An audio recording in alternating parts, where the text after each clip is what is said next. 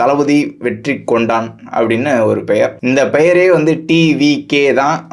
ஏற்கனவே நமக்கு தெரிந்த விஷயம் தான். தளபதி வெற்றி கொண்டான் அப்படிங்கிறது தளபதியோட 69வது ஜனநாயகன் படத்துல வந்து அவருடைய பேர் அதுதான் இருக்கும் அப்படின்னு சொல்லப்பட்டது. அதே தான் இதுல தொடக்கத்திலே வருது. டிவிகே அப்படின்ட்டு தான் தொடங்குது இந்த ட்ரெய்லரே. தளபதி வெற்றி கொண்டான். இது வந்து முதல் அரசியல் கருத்தை நம்ம பார்க்கலாம். அடுத்ததா வந்து தளபதி ஒரு ஃபைட் சீனு.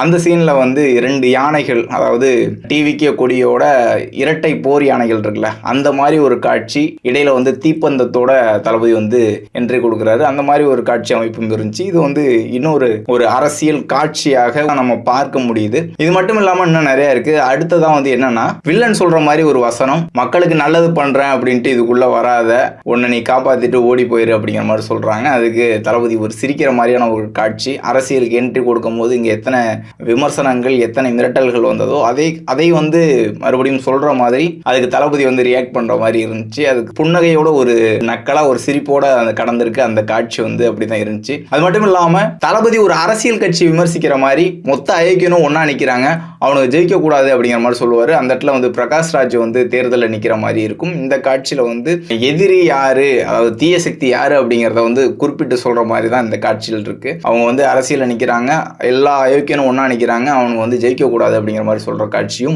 அரசியல் வசனமாக இன்றைய சூழலில், அதுவும் தளபதி விஜய் அவர்கள் வந்து கட்சி தொடங்கிய பிறகு வரக்கூடிய திரைப்படத்தில் இந்த காட்சிகள் வரும்போது குறிப்பாக எந்த கட்சியை சொல்கிறாரு அப்படின்ட்டு நம்ம பார்க்க முடியுது. அதில் நேரடியாக அயோக்கியன்கள்லாம் ஒன்றா கூடியிருக்காங்க அப்படிங்கிற மாதிரி சொல்கிறாரு.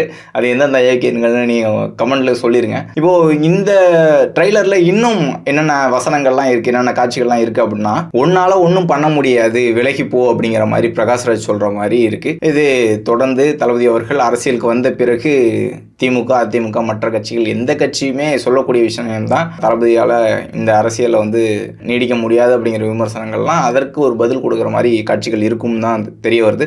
இந்த இடத்துல வந்து ஒன்றால் ஒன்றும் பண்ண முடியாது, விலகி போ அப்படிங்கிற மாதிரி பிரகாஷ்ராஜ் சொல்கிற மாதிரி இருக்குது.